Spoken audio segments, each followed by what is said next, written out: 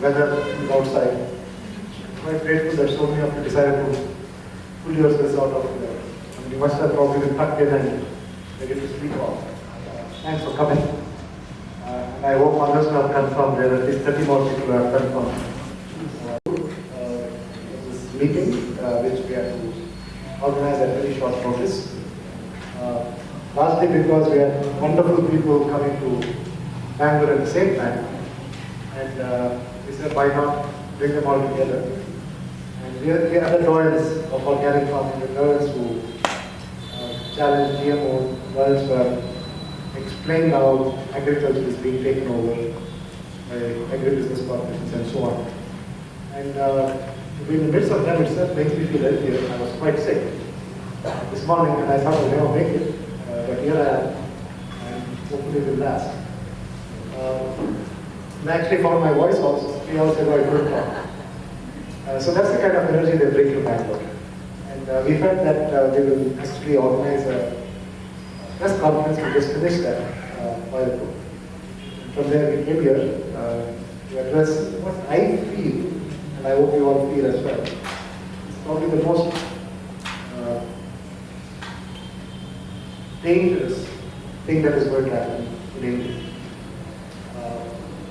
And that's this whole movement to take away from farmers their capacity to decide for themselves. And it has been happening for a while now in many forms.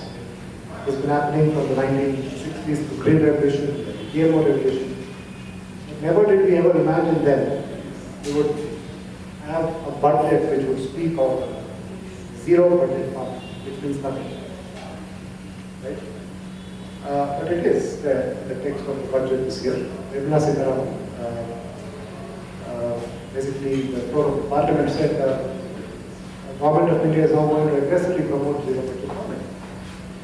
How are we to make sense of this? It is serious because 65% of India's population is farming based. Livelihoods are intricately connected to farming. About 60% of India's wealth, if you actually take handmade, which is not sold in the market, is also from the farmers. Industry always has excellent methods to claim that they are producing most of the wealth. There's a lot of silent wealth which is produced, which farmers don't have a reason to claim. Is part of the GDP. They're just doing it quietly and producing it and happy that you are happy. You got some food on your table. We've become quite a thankless generation of faith because we demand so much of them that we don't ask how are they doing anymore. And it's not just us as people, but I think the systems themselves have turned rather aggressive and look at farmers as if they are a part of a technocratic system. That we can retrofit them into any which way that we desire based on the 5-year plans, which of course have become history now with the administration, or quarterly plans as well. So it's becoming highly commodified farming and deeply corporatized, and what worse, it has now become extremely financialized. So we decided that this is a kind of a threat to farming itself, a threat to the very sovereignty of this country. And we yesterday saw what happened in Parliament with Article 370 and how it was now out of the Constitution. How this government is capable of attacking the most fundamental right that anyone can dream of even the right to express, was muzzled with thousands and thousands of troops. And then we decided that the entire country is watching in awe, which is muzzle power. Now, when I read the text which went into creating the Constitution, what I'm amazed by is the fact that it was not muzzle power that was forming the Constitution. There was a great deal of nuance, compassion, care. These are the values which shaped India. And what we now find is the bravado, the chest thumping, the 56-inch business, is what is India's so-called progress. And in the midst of it, we find that we get to hear the promotion of zero budget farming. Now there's a history to it, and we'll go into that later. But before I, welcome you all to interrogate into many of the dimensions of what this is to all of us, and particularly to the farming community. And let's not forget the pastoral community is integrated into farming as well. I think we must worry that the power to decide is being snatched away from our hands. The power to decide what we grow, what we wear, what we eat has been systematically snatched away from our hands. Now the power to decide what farmers can do is also being snatched away from our hands. And that's probably the most blunt attack on sovereign power, blunt attack on sovereignty that one can imagine. As you can see, my throat is playing up again, so I will stop here and I'll quickly introduce our wonderful panel. Immediately to my left is Aruna Rodriguez. By the way, my name is Leo Saldana. I work with the Environment Support Group. Aruna has systematically worked on exposing what GMO does to any country, not just to farmers, not just to people. And she is the petitioner in the Supreme Court and has done extraordinary work. Sometimes I feel that with all the universities we have put together, how is it that somebody who is totally out of the university system takes a case to the Supreme Court and does some of the finest research that you can ever get? She's reached out across the world to find the best evidence to prove that GMO failed a long time ago. And the whole thing that is being thrust on us is such a dangerous thing that if you are not alert, you can even, you can be swept away by it. Vandana Shiva, you don't need an introduction. She has, in effect, laid the foundation for all of us to understand how agribusiness corporations manipulate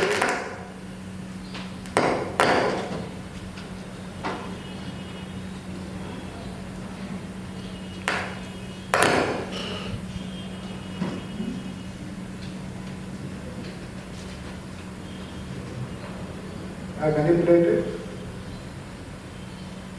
over time and systematically. Farming systems not just of any country but across. And all the whole idea has been to capture farming and make farmers a part of a machine, an industrial machine that finally aggregates profit in the hands of agribusiness corporations, and who then control the politics.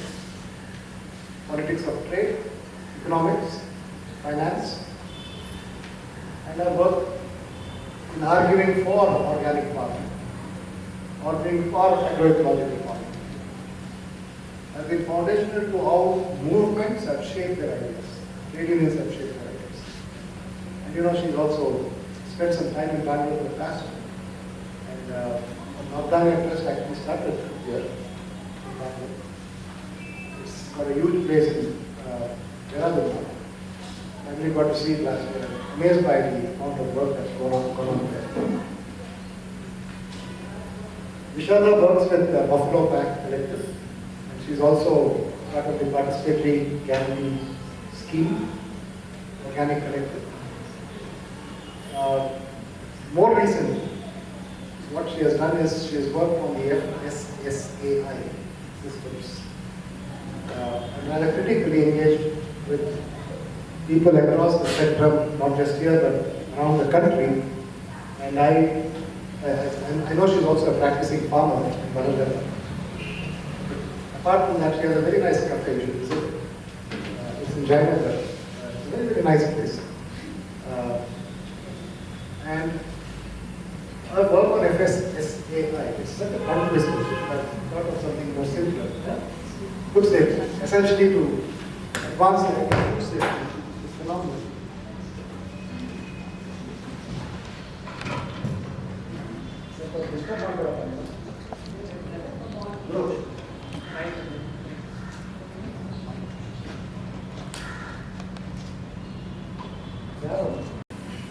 ಸ್ವಲ್ಪ serious ಮಾತು ಮಾತಾಡಬೇಕು ದಯವಿಟ್ಟು ಇಷ್ಟಪಡ್ತೀನಿ.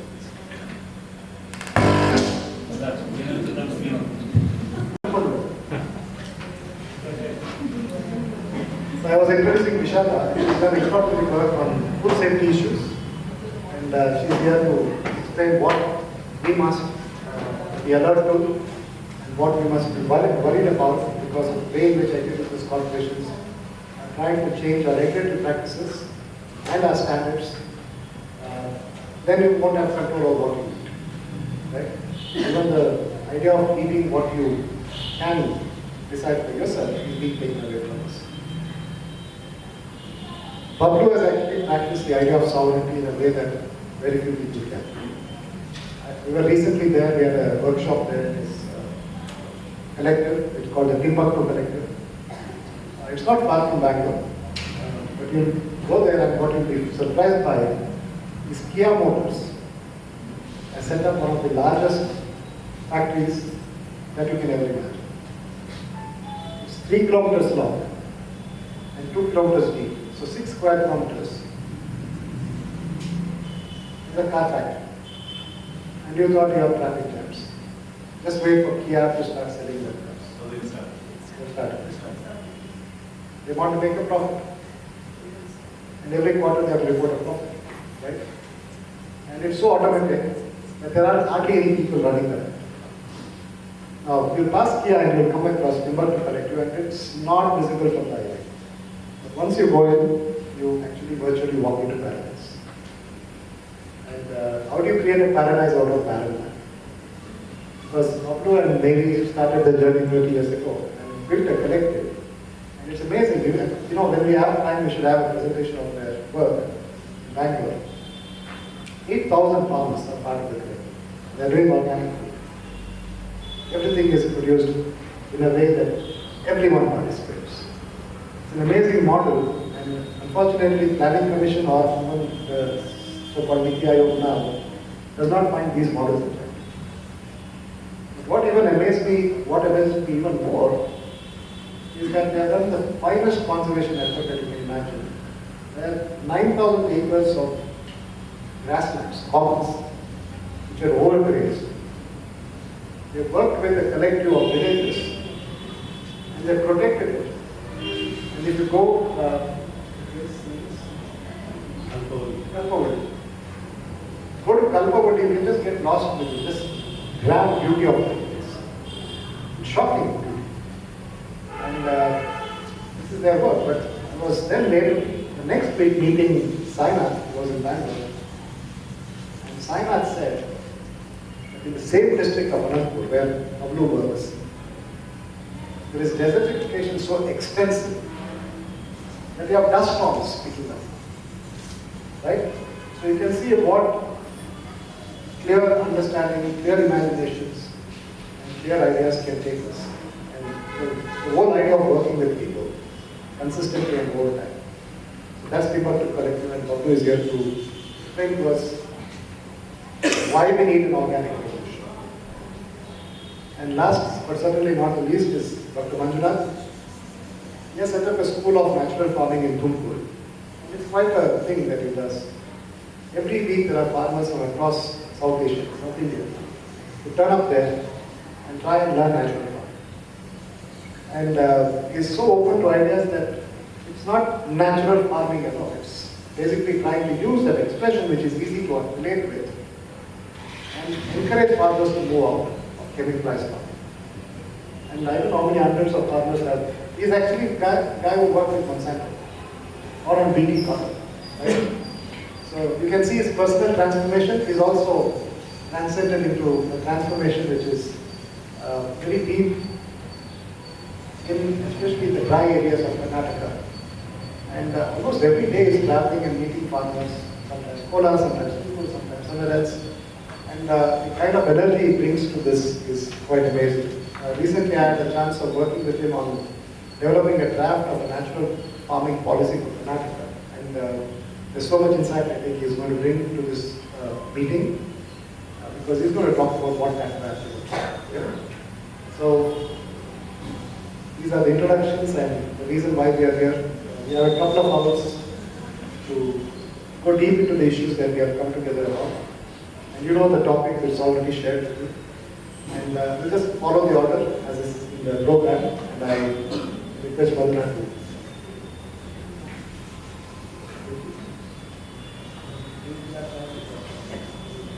Thank you, Leo.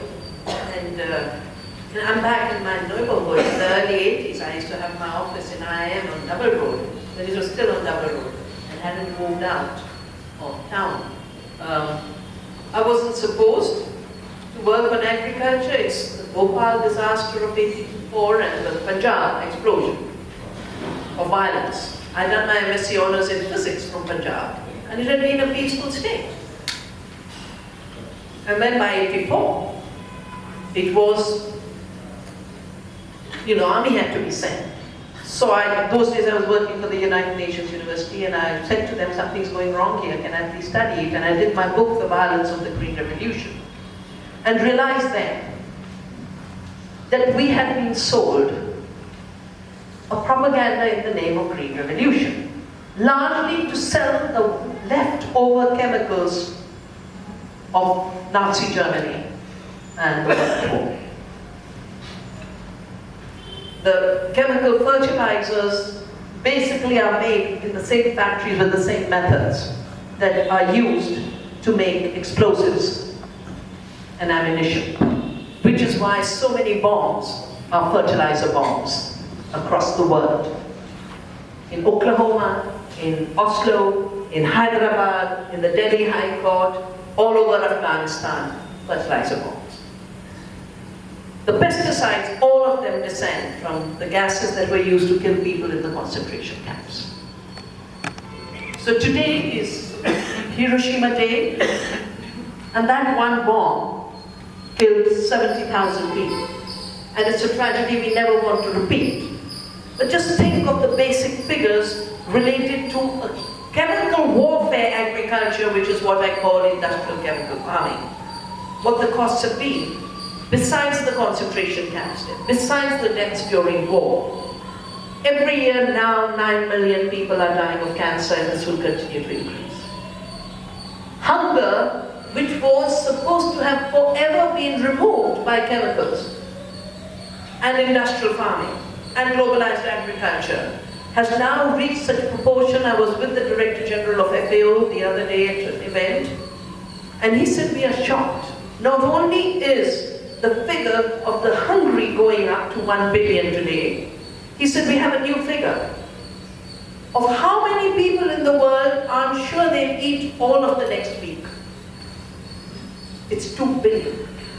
And this includes people in rich countries, children, the people in the food deserts. And everything was done in the name of feeding the world. The GMOs were brought in the name of feeding the world. In fact, I started Nadanya because 87, at a meeting, the old chemical industry that had made the chemicals for Hitler's Germany, whom I call the poison cartel, because how can you talk about the 500 kinds of pesticides and the 200 kinds of weedicides and have a coherent conversation? Something has to connect it all, and it's the poison and the toxicity. They at a meeting in 87 said, we're not making enough money from chemicals, we have to start owning the seed. And genetic engineering, which at that time was not a commercial product, was merely the tool of recombinant DNA, said we're going to use it in order to take patents. And when we have patents, every farmer will have to buy seed from us. By the year 2000, there will be 5 companies controlling all food and all health. And we need an international treaty that will force it on the world, because Europe and America aren't good enough as markets. That's the first time I heard the word GATT. I started to monitor it, I started to work with our ambassador in Geneva. And it was because of GATT, we organized the 500,000 rally in '93 in the city in Covent Park to say no to GATT. Now there are 3 agreements of the GATT which became WTO, which are totally deadly to farmers. The first is the intellectual property agreement, and we managed, through our governments of that time, to put in a clause 3J which says plants, animal seeds are not inventions, therefore can't be patented. That's what's defending our farmers to what level they are. And even this spring, we were fighting Monsanto in the courts on 3G. There's a clause 39 in a law, which I was invited to write by Chaturana Mishra, the agriculture minister of that time. We said we are not an industrial breeding system, we are a farmer's breeding system. 80% of our seed used to be in farmers' hands. And he was brilliant enough to say, we'll write our own law on plant varieties and farmers' rights. This is the law that forced Pepsi to withdraw its case against 3 farmers in Gujarat, where they were suing them 1 crore each. The second agreement is the agricultural agreement, designed to take over every market by agribusiness. Collect subsidies from both ends. I'll give you a simple example of soya bean. 98, suddenly our edible oils were banned. 5 million Kolus, the village ghanis, were shut down. 5 million. And before FSSAI, they passed an order, no one can make their own oil. They tried to shut Gandhi's ghani down a few years ago, and I had to do a satyagraha. And interestingly, these rules of that time, which are in fact repeated in the FSSAI, are, if you don't have a lab and 2 chemists, you can't make oil. So we did a satyagraha, we brought the sarson back, and the fact that today everyone is selling kachi ghani ka tel is because of our satyagraha. The rules still don't allow it actually, because no one has a lab and 2 chemists. The attempt to take over, and I remember the GM soya industry said, India is the El Dorado of soya. We can sell them dal, substitute, they call it analog dal, grind up soya powder, convert it into a green colored thing for moon, yellow colored for tur, different shape for chana. It didn't work. Nobody wanted it. The poorest women didn't want it. Totally failed, totally rejected. We used to have a PFA, Prevention of Food Adulteration Act. This was misplaced by FSSAI. Prevention of food adulteration said you could not add anything that's not edible in the food. FSSAI said only the inedible must be in food, and if you produce pure food, we will criminalize you. So I'm so glad you take this up. It's literally a criminalizing of all our desi foods. How many snacks have shut down? Women can't make, we help women to make their artisanal foods. They expect us at a door every day. Why didn't you measure how much namak and how much haldi went into this pickle? Which little enterprise will survive with the kind of food safety standards? But coming back to what is the legacy of the Green Revolution from the 60s to when it started to fail in the 80s, the second Green Revolution, GMOs illegally brought in 98, which is when we started the Monsanto Quit India movement, and K.R. Rasef was part of uprooting here. Andhra farmers were part of uprooting. The agriculture minister uprooted the illegal BT cotton, and we filed a case in 99 because it was totally illegal. Monsanto has a very clear way. Spread it illegally, then regularize. Because by then you've got enough people who have a stake in the crime. So they legalized BT cotton, now they want to legalize herbicide resistant, and Aruna will tell you much more about it. So first we were told chemicals will feed us, then we were told GMOs will feed us, and now we are being told zero will feed us. Where did this word zero budget farming come from?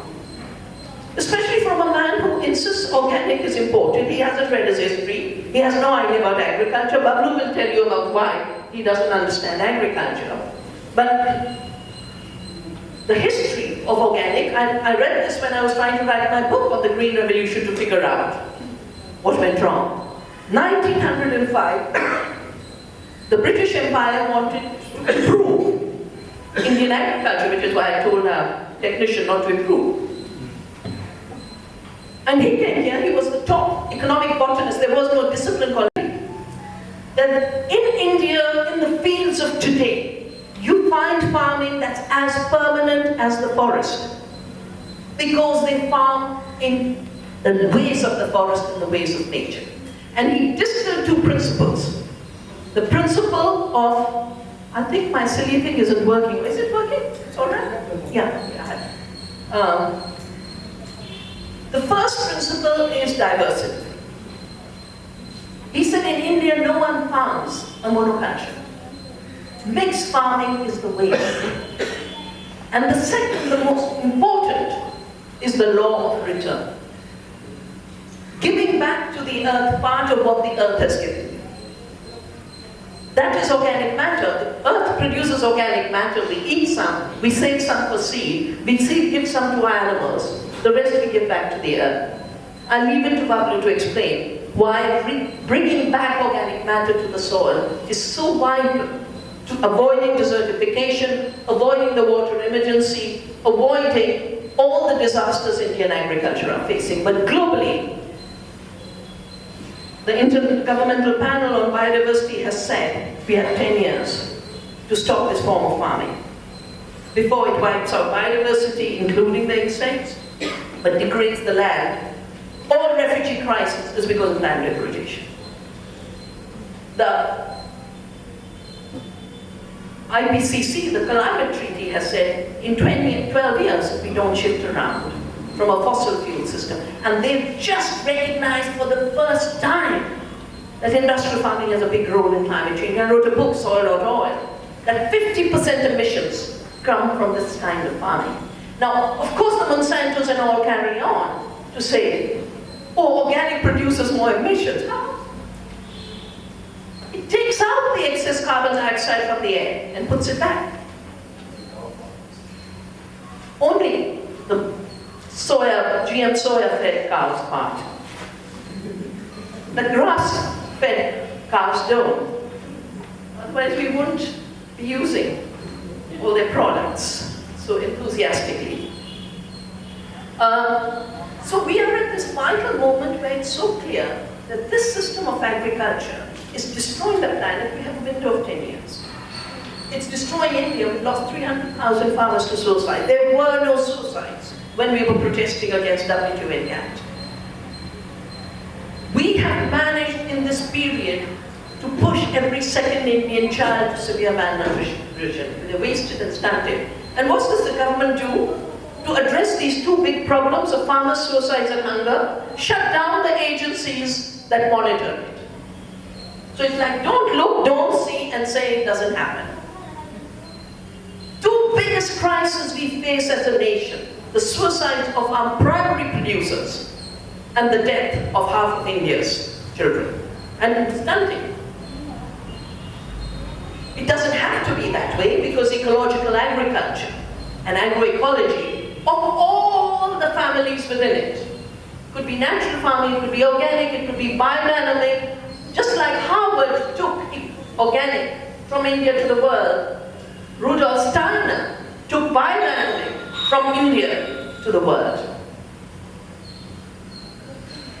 The different systems of agroecology, and now fortunately we do have a system that names them all as one. Just like the poisons are the poison cartel, and the ecological alternatives are the discipline of agroecology. Sophisticated science that understands that the soil is alive, the seed is evolving, that systems function as systems.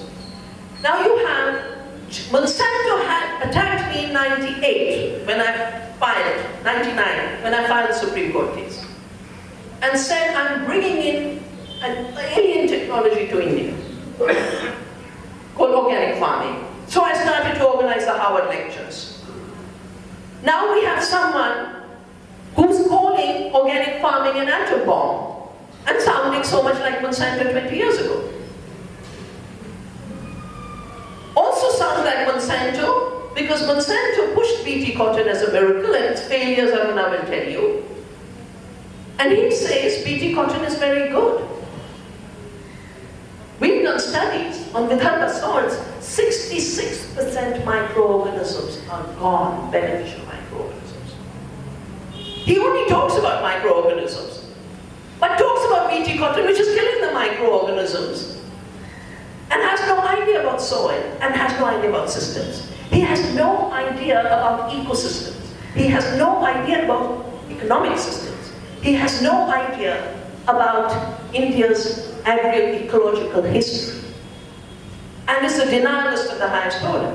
All he's done is pick 4 time-tested techniques that are in every ancient text on farming in India, are used by every ecological farmer, whether it be permaculture or biodynamic or organic or natural, and claims they are his inventions. I have called it the first biopiracy of the entire Indian civilization. So far we've called biopiracy of neem, the biopiracy of wheat, the biopiracy of basmati. Now we have to together fight the biopiracy of Indian civilization to shut the future for us. Why is zero budget shutting the future? It's a meaningless term in the science of agroecology. It means nothing. And the fact that country after country, state after state is being told to adopt zero budget shows how big the powers are to turn our heads into empty heads. Yeah? The British colonized us with a phrase called terra nullius, the earth is empty. If we are not there as white people, it's empty. Then they said, bio-nullius, when Monsanto said, if we don't have a patent and our gene isn't there, life is empty. Now, with zero budget, they're talking about mente nullius. The mind is empty. If we don't zero the Indian mind, how will we take over? The word zero budget is an English phrase. For someone who claims Swadeshi Pan, this is anti-Swadeshi. Surely he could have picked Sendriya Kheti from his gurus in Maharashtra, or Sajeev Kheti, or Prakritik Kheti. Hundreds of words we have. And I suggest when we do our collective report, like there is Lalita Sahasranam, the 1,000 names of the divine, we should write the Krishi Sahasranam, the 1,000 name of good farming and agroecology. This land has so much richness of imagination and languages and practices. I think we can generate 1,000 names. That's a challenge I would like us to take out of this workshop. But what does budget mean? And I sent this message to Nirmala Sitaraman. I said, Nirmala ji, a budget isn't just expenditure. A budget is income and expenditure, and the dictionary definition is an estimate of income and expenditure for a set period of time. Now, over a year, if you tell the farmer you have zero budget, you're in effect saying you will have zero income, mister, at the end of the year. And that's the real reason why it's being promoted so heavily. To empty our minds and empty the farmers' pockets. Because Walmart is involved in the Andhra Pradesh model. Walmart is mine. And we've just done a report. I have a few copies, but you can download it from Nabania International. It's called The Future of Our Daily Bread, Regeneration or Collapse. And we just did the economics of when the big chains come in. Whether it be Pepsi taking potato. 5 rupees a kilo for 5 rupees for 50 kilogram of potato, and for a 20 gram packet of chips, 20 rupees. So 20,000% jump in profits. The big trade pays 1%, 2% to the farmer, to the producer. That's the zero of the free trade that we stopped so far. That is the real intention behind zero budget. It is about an economics of diseconomy for the farmer. We've also consolidated, because I was giving a talk with the last agriculture minister, and he was promoting organic. He's been edged out too. And this publisher said, Dr. Shiva, we never heard of agriculture in organic. We thought it's just products that get sold. That it's a selling thing. I said, no, it's the most sophisticated science discipline, which is why someone like me, who did a PhD in Foundations of Quantum Theory, feels so excited about exploring the relationships. So we did a book called called Biodiversity, Agroecology and Regenerative Organic Farming. It's available from Westville Press. And every year, September or first to the end, we do a whole course on the A to Z of biodiversity, agroecology, the farmer's economy, our nutrition and health, because the biggest health disaster today is food. And our studies have shown that the shadow of the system for India for social and environmental damage is 1.3 trillion, and if you add the health, it's probably about 3.5 trillion. So of course we can reach a 5 trillion economy very easily. More clinics, more diagnostics, more dialysis, very, very easy. On the other hand, with seed sovereignty, food sovereignty, and maintaining your head, knowledge sovereignty, and not going to zero, our farmers are earning 10 times more than the commodity farmers, and we can feed 2 times India's population. The zero is not just zero income for farmers, it's not just zero mind and thinking and decision in our heads. It's also a system of reaching zero nutritive quality in our food. Because our food is becoming nutritionally empty. So I'm glad you're all here for this workshop, and I hope you will follow up to defend the authentic ecological agriculture systems and stop this fraud, which is a follow-up on the same path of the Green Revolution and the GMO. It's just that now it is a direct assault on the economy of the farmer.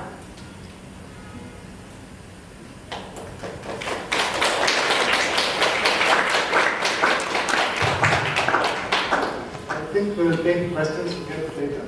So we just go on to the next intervention by Aruna. Good afternoon. I'm happy to be here in this company, fortunate to be here. It's the first time I'm really keeping company. I've met many days, Vandana I know from the Supreme Court. That's where we met first. I'm an unlikely practitioner in the Supreme Court, partly because I've been out so long and because I don't have a science background.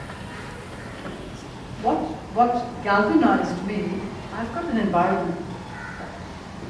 What galvanized me when I came back to India, into my inbox, was the fact that there was a danger that I didn't know what nutrition I was going to get from the food I eat. And that touched a roller. I always say that Providence has a way of getting through to people. See, I'm a nutrition buff. I just love nutrition. If I had my life again, I would be a nutrition scientist. And so he got me. But the 2 things I never wanted to do really in life, one was to be a lawyer, and the other was to be a scientist. I thought both evaded the truth. Science, I'm sorry Vandana, good science and bad science, you get onto different bandwagons. As the bandwagon goes, the theory changes. You need to get onto the next bandwagon. The irony of life is that I'm into science in a way that I never thought I would be, and I'm into lawyers and courts. GMOs has very vital anti-place, let me put it that way. It needs to be out of the equation entirely. The main reason why it needs to be out of the equation is because once you release a GMO into the environment, nature takes over. Absolute certain contamination. The reason why Monsanto and the biotechnology companies led by Monsanto, now Bayer, have come into India is because we are one of 17 hotspots around the world for genetic diversity. No seed or patent that Monsanto or any bio company or Syngenta, they need genes from nature in order to engineer their products. They cannot do it out of the air.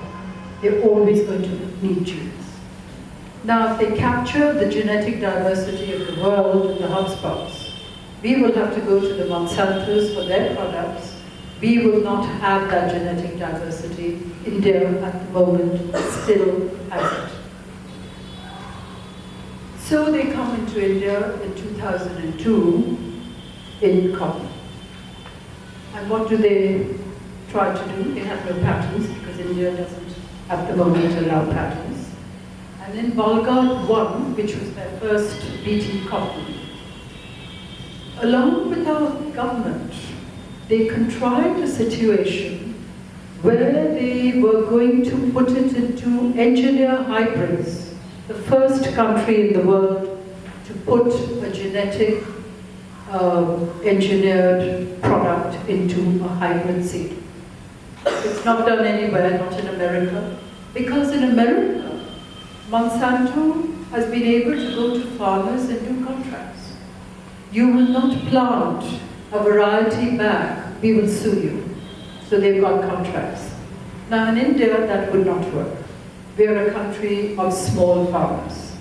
So they contrive a situation, and I think this is really anti-national in a very, very big way, that you put a seed, an engineered seed into a hybrid cotton, so that farmers have to sow the seed each time.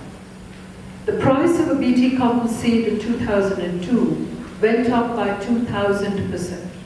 Since then, government intervention, it's down. I'm not quite sure what the differential today is. I still think it's about 4 or 5 times, I could be wrong. It's about 14 or 1,500, no, 800 rupees, a packet of 450 grams. A normal non-BT brinjal or BT cotton seed is probably about 75 or 80. That's still the differential. But what has happened today is because the government regulator with the ICAR, Indian Council for Agricultural Research, was pushing Monsanto, they put out more than 1,000 varieties of BT cotton. By today, we have more than 1,000 varieties. The farmers had no idea what they were planting and whether it was suitable or not suitable. Now I want to cut a long story short because there's still quite a lot to say about GMO. BT cotton has failed clearly. There's no doubt about it. The central government has admitted this in the High Court in Delhi. But in the Supreme Court, we have a situation where the Ministry of Environment, which houses the apex regulator, has said that BT cotton is such an outstanding success that we need to put the BT into all our vegetables and food crops. And they want to do it in hybrids. One of the reasons why we have massive suicides among farmers today, and virtually all the farmer suicides are among cotton farmers. Now, don't get me wrong, I'm not saying that BT cotton is the only reason for farmer suicides. What I'm saying is that it broke the camel's back. That was the final straw that led to all of these suicides. We've got 300,000 in the last 20 years, I think this is the figure. So coming back to GMO, the reason why we must keep it out of agriculture, quite apart from the fact that there are health problems, massive health problems among animals, human beings, massive environmental problems, is that once it's into the atmosphere, into the environment, it contaminates non-GMO. If you contaminate non-GMO, you have no organic, you have no hope for any organic, you have no agroecology, which is part of the extended umbrella. You can say goodbye to all of these solutions in agriculture. And I will come to the point where agroecology is the only way to go. We don't have a choice at the moment for reasons of climate change, insect depletion. In fact, we're losing our insects at the rate of 40% in another 30 years. If we go that way, we cannot exist. So contamination is the biggest single issue why GMOs have to be kept out. The good thing about the Supreme Court cases as of now is we have managed to contain it to BT common. They have not gone further. But within this year, we are facing a really, really hard, critical point because they want to bring in mustard by the end of the year. We have illegal BT brinjal, illegal HT soya, illegal HT BT, all of these going on at the same time. I've just returned from Delhi. We're trying to move the Supreme Court next month. So the point is, if you have contamination of your genetic seed stock, then it's gone forever. If there's any toxicity in a BTC or a HTC, it will remain forever at the molecular level. You can't go back. This is the reason why the precautionary principle is so critical in this particular technology. I'd like to just give you an analogy with DDT. In the 1960s, DDT was banned from a number of countries because birds were disappearing. However, by the year 2000, they had no real evidence that DDT was causing any kind of cancer. Look where you want, they couldn't get the evidence. And so in the 60s, in the 70s, people like Norman Borlaug were talking about how ridiculous is the layperson and the lady and Rachel Carson going abroad advertising that DDT causes cancer, says it's got the safest record that you can find. In fact, he was right, in a sense, because the scientists were all looking in the wrong place. Now you can keep looking in the wrong place and you'll never find the links. Not until the year 2000 did they find a link between DDT and cancer. There was a remarkable lady who, in her radiation research, realized that age was a great factor for cancer. It was age-related. So she went back to a subset, and I think you can only do this in America. She went back to a subset of data, dating from the 1960s, and she wanted it for women in the age group of 11 to 15 or 14, before menarche, before maturity sets in. She found it. And then everything spilled out. She found the connection between breast cancer, down generations, 4 generations, 5 generations, to all kinds of other cancers, including that. So, what I said in the Supreme Court, based on this, is that if we have to wait for the kind of time to find the links between GMOs and hazardous cancers, all kinds of Alzheimer's, you name it. And if we have to wait even 10 years after GMOs are introduced, then we can do nothing. So would you please bring in and follow the precautionary principle, which is a precedent in our courts, and it is part of our constitution. We can't wait for a DDT example 40 years later. We can't wait next year because we will have contamination. When a GMO is commercialized, the contamination is certain. There's no question about it. So, they wanted BT brinjal. This was in 2010. We have 2,500 varieties of BT brinjal with about 29 wild varieties, all of which would be contaminated.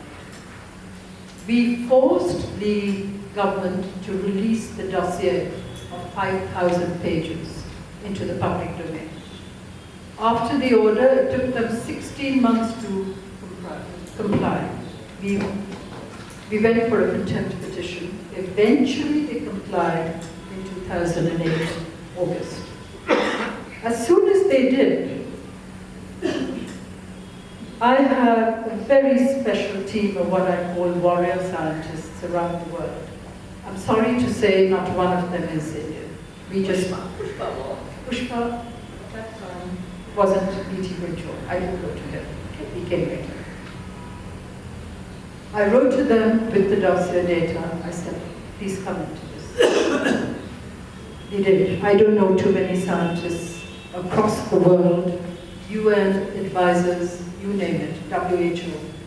They all linked into the dossier, responded to their area of expertise, and sent us 12 reports on B.T. Bridgewater. The most telling of them was a 500-page report by one of the leading environmental GMO scientists called David Andrew. He said, there are 37 environmental studies which the government or Monsanto should have done on brinjal. 36 of the 37 have not been done, and then some. In other words, the 37 is also sort of halfway. Geneticist Jack Hanneman came through and said, the molecular characterization, what they have done on the genetics, is so poor that high school students would have done better.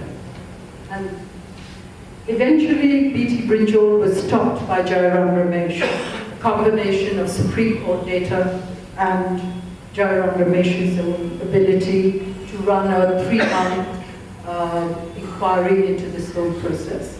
And in February 2010, he put a moratorium on B.T. Brinjal. I'm just explaining the kind of skullduggery that is going on today, and why India is such a focus with our genetic diversity. Mustard, believe it or not, is following the course of BT cotton. They want to put it into hybrids in a technology which is called a hybrid making technology. If we have 2,500 varieties of BT cotton, we've got nearly 10,000 accessions of mustard in our gene banks.